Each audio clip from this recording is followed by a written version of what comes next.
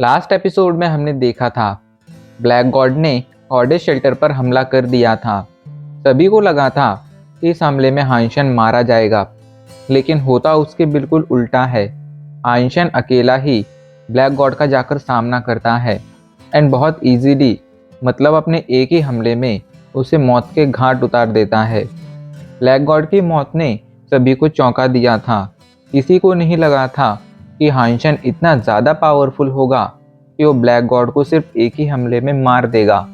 अब आगे black God को मारने के बाद हाइंशन पीछे मुड़कर उसके साथियों को देखता है। ये देखकर वो लोग कांपने लगते हैं एंड कांपते हुए कहते हैं, हाइंशन, हम यहाँ पर ब्लैक गॉड के ऑर्डर पर आए थे। तुम्हारी और हमारी कोई दुश्मनी नहीं है, इसलिए अच्छा यही होगा कि हम फाइट ना करें, क्योंकि इस फाइट का कोई मतलब नहीं है।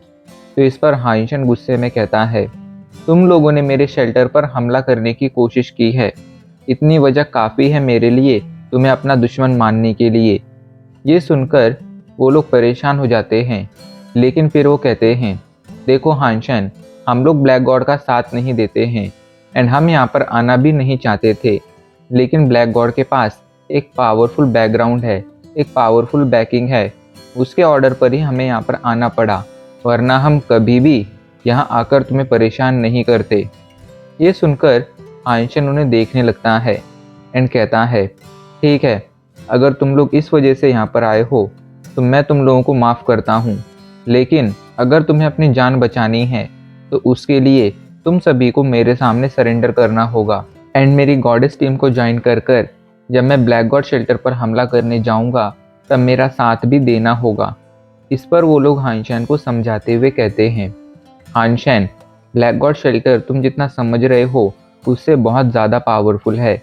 उसकी बैकिंग हद से ज़्यादा खतरनाक है। ऐसे में अगर हम में से कोई भी तुम्हारे सामने सरेंडर करेगा या ब्लैक गॉड शेल्टर पर हमला करेगा तो हम लोग जिंदा नहीं बच पाएंगे। इस पर हाइंशन कहता है, तुम उस डोंगलिन की चिंता मत करो, डोंगलिन को मैं संभाल लूँगा। तुम बस ये बताओ कि तुम मेरे सामने सरेंडर करोगे या नहीं। उसकी बात सुनकर सभी लोग सोच में पड़ जाते हैं, लेकिन उनके पास और कोई ऑप्शन नहीं था। इस वजह से वो सभी हाइंशन के सामने सरेंडर कर देते हैं। सभी ने उसके सामने सरेंडर कर दिया था, लेकिन इसके बावजूद हाइंशन के मामले में थोड़ा सतर्क था, क्योंकि ये सभी उसके लोग नहीं थे एंड वक्त आने पर पलट सकते थे। जिसके बाद अगले दिन ही हाइंशन इन सभी के साथ ब्लैक गॉड शेल्टर पर हमला कर देता है एंड ब्लैक गॉड शेल्टर को ऑक्यूपाई कर कर उसे गॉडेस शेल्टर में मिला लेता है। अब यहाँ पर कोई ब्लैक गॉड शेल्टर नहीं था, बल्कि एक ही शेल्टर था जिसका नाम था गॉडेस शेल्टर। इधर स्टारविल शेल्टर में सभी लोग हाइंशन ने जो किया था उसी बारे में बढ़ा चढ़ाकर बातें कर रहे थे। सभी उसकी पावर का बखान कर रहे थे। जब लीजिंग इन बातों को सुनता है तो वो सोच में पड़ जाता है, क्या हाइंशन ने सच में ब्लैक गॉड को मारकर उसके शेल्टर को ऑक्यूपाई कर लिया है?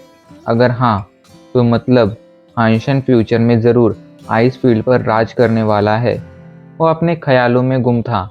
इधर हमें पता चलता है ब्लैक गॉड शेल्टर को हाइंशन सिर्फ इसलिए ऑक्यूपाई नहीं कर पाया था क्योंकि वो बहुत ज़्यादा पावरफुल था, बल्कि इसमें उसकी मदद टेंगजेन ने की थी।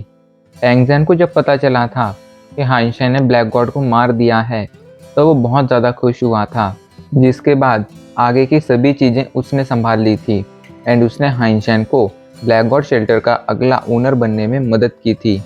टेंगजेन की वजह से ही हाइंशन इतनी स्मूथली ब्लैक गॉड शेल्टर को हासिल कर पाया था, वरना डोंगलिन कभी भी हाइंशन को ब्लैक गॉड शेल्टर हासिल करने नहीं देता। इधर हमें जूटिंग को दिखाया जाता है जो हाइंशन को ढूंढ रहा था। काफ़ी टाइम बाद जब उसे हाइंशन मिलता है तो वो हाइंशन को एक पावरफुल मार्शल आर्ट टेक्निक के बारे में बताता है जिसका नाम जेड यांग टेक्निक था।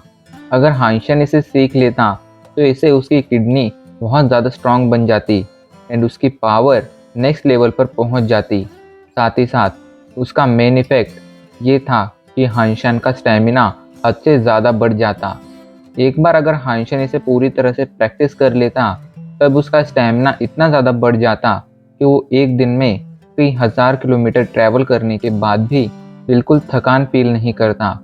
ये टेक्निक काफ़ी ज़्यादा खास थी वैसे तो ये इंटरनेट पर अवेलेबल थी, लेकिन ओरिजिनल टेक्निक जूटिंग के पास थी। हांशन उस टेक्निक को ध्यान से ऑब्जर्व करता है एंड जब उसे समझ आता है कि ये ओरिजिनल टेक्निक ही है, तब वो जूटिंग से पूछता है, तुम्हें इसके बदले में क्या चाहिए। इस पर जूटिंग उससे वायलेंट स्टेट में कन्वर्टेड 3 म्यूटेंट रैंक की 20 सोल मांगता है। हांशन को भी ये कीमत सही लगती है, इसलिए वो जूटिंग के ऑफर के लिए मान जाता है। जिसके बाद हांशन वहाँ से एक शिकार के लिए निकल जाता है। इस बार वो शिकार के लिए अकेला नहीं गया था, बल्कि उसके साथ ब्लैक गॉड शेल्टर के लोग थे। इन सभी के साथ हांशन आइस स्नेक वैली आया था। आइस स्नेक वैली में एक खास तरह का बीस्ट पाया जाता था, इसे आइस स्नेक किंग कहा जाता था। अगर हांशन इसे मार देता तो उसे एक स्कैटबर्ड रैंक की स्वॉर्ड मिलती एंड हांशन को उसी की तलाश थी। लेकिन तभी ब्लैक गॉड शेल्टर का एक आदमी कहता है, मिस्टर हांशन, पिछली बार भी हमने ब्लैक गॉड के साथ मिलकर आइस स्नेक किंग का शिकार करने की कोशिश की थी, लेकिन उसे चोट पहुंचाना, उसे मारना बहुत ज़्यादा मुश्किल है, इसलिए मेरे हिसाब से हमें पीछे लौट जाना चाहिए। लेकिन हांशन कहता है, नहीं, हम जाकर उसका शिकार करेंगे। उसकी बातें सुनकर ये लोग पीछे तो हटना चाहते थे, लेकिन पीछे हट नहीं सकते थे। उन्हें हांशन के ऑर्डर मानने ही थे। ऐसे ही आगे बढ़ते बढ़ते वो लोग वैली के एंट्रेंस पर पहुंच गए थे, लेकिन एंट्रेंस पर पहुंचकर वो लोग वहीं पर रुक जाते हैं। इस पर हांशन पूछता है, आखिर तुम लोग यहाँ पर क्यों रुक गए हो? तो वो लोग कहते हैं, भले ही हम सभी की फिजिकल स्ट्रेंथ 100 के ऊपर चली गई है, लेकिन वैली के अंदर बहुत सारे आइस स्नेक हैं एंड इतने सारे आइस स्नेक का सामना हम सभी मिलकर भी नहीं कर सकते हैं, इसलिए आगे बढ़ना खतरनाक हो सकता है। तो ये सुनकर हांशन सोचते हुए कहता है, ठीक है, तो तुम लोग यहीं पर रुको, मैं जाकर आइस स्नेक किंग को बाहर लेकर आता हूँ। लेकिन हाँ, याद रखना, मैं यहाँ से जा रहा हूँ, इसका मतलब ये है कि तुम लोगों को यहाँ पर रुकना है। अगर मेरी गैर हाजिरी में कोई भी वापस ब्लैक गॉड शेल्टर लौटा, तो मैं वापस आने के बाद उसे जिंदा नहीं छोड़ूंगा। ये कहकर हांशन आइस स्नेक वैली के अंदर आगे बढ़ना शुरू कर देता है। वो अभी के लिए बर्फ पर ऐसे चल रहा था जिससे उसके फुटप्रिंट भी प्रिंट नहीं हो रहे थे। ये देखकर वहाँ मौजूद इवॉल्वर्स इवॉल्वर्स शॉक हो गए थे, क्योंकि ऐसा करना लगभग इम्पॉसिबल था। अगर हांशन के पास क्लाउड स्टेप नहीं होती तो ऐसा नहीं कर पाता, लेकिन अच्छी बात ये थी कि उसके पास क्लाउड स्टेप थी। आगे बढ़ते बढ़ते जब वो वैली के अंदर पहुंचता है, तब उस पर कई सारे आइस स्नेक हमला कर देते हैं। हांशन इन सभी को बहुत इजीली मार सकता था, लेकिन अगर हांशन इन्हें मार देता तो वहाँ मौजूद बाकी सभी आइस स्नेक का ध्यान भी हांशन पर आ जाता। इसलिए हांशन इनके हमलों को अवॉइड करता है एंड इनसे बचते हुए हेवनली गो का यूज़ करते हुए वैली के अंदर भागना शुरू कर देता है। उसकी स्पीड बहुत ज़्यादा थी, इसलिए भागते भागते बहुत ही कम समय में वो 30 मील दूर आ गया था। लेकिन इतना दूर आने के बावजूद उसे अभी तक वो आइस केव नहीं दिखी थी जिसके अंदर वो आइस स्नेक किंग रहता था। इसलिए उसे लगने लगा था कि कहीं उसे कोई गलत इन्फॉर्मेशन तो दी नहीं गई है। लेकिन ऐसे आगे बढ़ते बढ़ते वो एक जगह पर पहुंच जाता है। उस जगह पर एक गुफा थी। हांशन यहाँ पर गुफा को देखकर थोड़ा सोच में पड़ गया था, लेकिन फिर वो सोचता है शायद इसी गुफा के अंदर वो आइस स्नेक किंग है। यही सोचते हुए हांशन उस गुफा के अंदर एंटर करता है। गुफा के अंदर एंटर कर कर हांशन आगे बढ़ना शुरू कर देता है। उसने अपना आर्मर पहन लिया था, क्योंकि हर एक खतरे के लिए वो पहले से तैयार रहना चाहता था।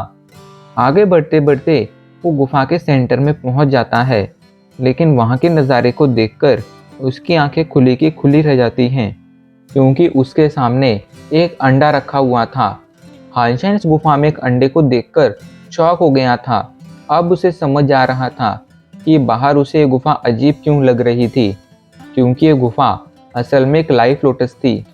हांशन उस अंडे को देखकर सोच में पड़ जाता है, क्या ये आइस स्नेक किंग का अंडा है? यही सोचते हुए हांशन जाकर उसे टच करता है, लेकिन जैसे ही उसे टच करता है उसे एक जोरदार करंट लगता है। हांशन की पूरी बॉडी जोर जोर से कांपने लगती है एंड वो किसी तरह उस अंडे से अलग होकर पीछे जाता है। उसे समझ नहीं आ रहा था कि आखिर किसी अंडे के अंदर से इलेक्ट्रिसिटी कैसे निकल सकती थी। उसे ये बात समझ नहीं आ रही थी। पर तभी वो देखता है कि उस पर हमला करने के बाद अंडे के ऊपर मौजूद पैटर्न्स और ज़्यादा गहरे हो गए हैं। वो अभी अपने ख्यालों में गुम था ही, तभी उसे पीछे से कुछ आवाज़ सुनाई पड़ती है। वो सोच में पड़ जाता है, क्या वो आइस स्नेक किंग लौट आया है? लेकिन जब वो पीछे मुड़कर देखता है तो वहाँ पर एक आदमी खड़ा हुआ था। हानशेन पहले तो उसे नहीं पहचान पाता है, लेकिन ध्यान से देखने के बाद उसे समझ आता है कि ये आदमी कोई और नहीं बल्कि डोंगमू था। डोंगमू भी हानशेन को वहाँ पर देखकर शॉक हो गया था। जब वो देखता है कि गुफा के अंदर एक अंडा मौजूद है एंड हानशेन उस अंडे के पास मौजूद है, तो उसे डर लगने लगता है कि कहीं हानशेन उस अंडे को उससे छीन ना ले। यही सोचकर वो आगे जाकर उस अंडे पर पहला हमला करने की कोशिश करता है। हानशेन उसे रोकना चाहता था, लेकिन इससे पहले कि हानशेन उसे रोक पाता, डोंगमू ने उस अंडे को छू लिया था एंड उसे छूते ही डोंगमू को 440 वोल्ट का झटका लगा था। इतना पावरफुल करंट लगने की वजह से बेचारा अभी के लिए अधमरी हालत में पहुंच गया था। उसे समझ नहीं आ रहा था कि आखिर यहाँ पर क्या हो रहा है। वो गुस्से में कहता है, हानशेन, आखिर तुमने मुझे इसके बारे में पहले क्यों नहीं बताया? तो हानशेन कहता है, मैंने तो तुम्हें बताने की कोशिश की थी, पर तुमने सुना ही नहीं। हानशेन अब ये तो समझ गया था कि ये अंडा सच में इलेक्ट्रिसिटी जनरेट करता है, लेकिन ऐसा क्यों करता है कि उसे समझ नहीं आ रहा था। खैर, वो इस अंडे को तोड़ना चाहता था, इसलिए वो डिसाइड करता है कि वो डोंगमू के साथ इस अंडे को तोड़ने की कोशिश करेगा। एंड वो पहला मौका डोंगमू को देखता है, लेकिन डोंगमू समझ गया था कि पहला मौका मिलने का कोई फ़ायदा नहीं है, क्योंकि अगर वो गलती से भी इस अंडे को टच करता तो ज़रूर मारा जाता। इसलिए वो हानशेन को पहला हमला करने के लिए कहता है। हानशेन भी मान जाता है एंड वो अंडे की तरफ जाने लगता है, लेकिन इससे पहले कि वो अंडे को फोड़ पाता, अचानक से अंडे से कुछ आवाज़ें आने लगती हैं। तभी अंडे पर कुछ क्रैक्स आते हैं। वो क्रैक्स धीरे धीरे बढ़ते जा रहे थे। हानशेन और डोंगमू दोनों का ही ध्यान उन क्रैक्स पर था। उन क्रैक्स से दो पंजे बाहर आते हैं, जिन्हें देखकर वो लोग सोच में पड़ जाते हैं, क्या ये स्नेक है? लेकिन स्नेक के पास तो पंजे नहीं होते थे। एंड तभी वो अंडा फूट जाता है एंड उसके अंदर से एक छोटा सा बेबी फॉक्स बाहर आता है। हानशेन बेबी फॉक्स को वहां देखकर शॉक हो गया था, तो शॉक के साथ कहता है, तो ये अंडा एक बेबी फॉक्स का है। हानशेन अभी के लिए सोच में था, लेकिन डोंगमू ने तो एक्शन लेना शुरू कर दिया था। वो जल्दी से अपना ब्लेड बाहर निकालता है एंड इससे पहले कि हानशेन कुछ उसे समझा पाता, डोंगमू कुछ सोचे समझे बिना ही सीधा जाकर उस फॉक्स बीस्ट पर हमला कर देता है। उसका हमला सीधा जाकर उस बेबी फॉक्स की आंखों में लगता है, लेकिन इतना पावरफुल हमला लगने के बावजूद उसकी आंखें नहीं फूटती हैं। ये देखकर हानशेन को अपने लो डेमन वर्ल्ड का वो सीन याद आने लगता है, जब उसने बेबी सुनहरे शेर पर हमला किया था। उस समय भी बिल्कुल ऐसा ही हुआ था। इधर इससे पहले कि हानशेन और डोंगमू कुछ समझ पाते, वो बेबी फॉक्स डोंगमू के हमले से गुस्से में आ गया था एंड उसने डोंगमू को एक ज़ोरदार झटका दे दिया था। उसका झटका इतना ज़्यादा पावरफुल था कि डोंगमू बेचारा, जो अभी कुछ देर पहले ही खुद को संभाल पाया था, दोबारा से अधमरी हालत में चला गया था। डोंगमू की ऐसी हालत देखकर हानशेन भी डर गया था, क्योंकि उस बेबी फॉक्स ने सिर्फ एक ही हमले में डोंगमू की ऐसी हालत कर दी थी। ये देखकर हानशेन समझ गया था कि ये बीस्ट बहुत ज़्यादा पावरफुल है एंड थोड़ा सोचने पर ही उसे समझ आ गया था कि ये बीस्ट ज़रूर एक सुपर बीस्ट का बच्चा है, इसीलिए इतना ज़्यादा पावरफुल है। इधर डोंगमू के हमले ने उस बेबी फॉक्स को हद से ज़्यादा गुस्सा दिला दिया था। वो अपनी पूरी पावर के साथ डोंगमू की तरफ आगे बढ़ने लगता है। वो भले ही अभी बच्चा था, लेकिन एक सुपर बीस्ट भी था। ऐसे में उसकी पावर हद से ज़्यादा खतरनाक थी। जब हानशेन ने देखता है कि वो बेबी फॉक्स डोंगमू की तरफ बढ़ रहा है, तो हानशेन जल्दी से भागकर डोंगमू के पास जाता है एंड उसे खींचते हुए गुफा से बाहर लाने की कोशिश करने लगता है। वो नहीं चाहता था कि डोंगमू इस बेबी फॉक्स के हाथों में मारा जाए। ऐसा नहीं था कि उसे डोंगमू की जान की चिंता थी, तो डोंगमू उसका एक बहुत ही अच्छा क्लाइंट था जिससे हानशेन फ्यूचर में तगड़ा प्रॉफिट निकाल सकता था। इसलिए उसने डोंगमू की जान बचाने का डिसीजन लिया था। भागते भागते वो जब उस बेबी फॉक्स से दूर आ जाते हैं तो हानशेन डोंगमू को ज़मीन पर लेटा देता है एंड उसे होश में लाने की कोशिश करने लगता है। एंड अब इसी के साथ हमारा एपिसोड आज यहीं पर ख़त्म हो जाता है।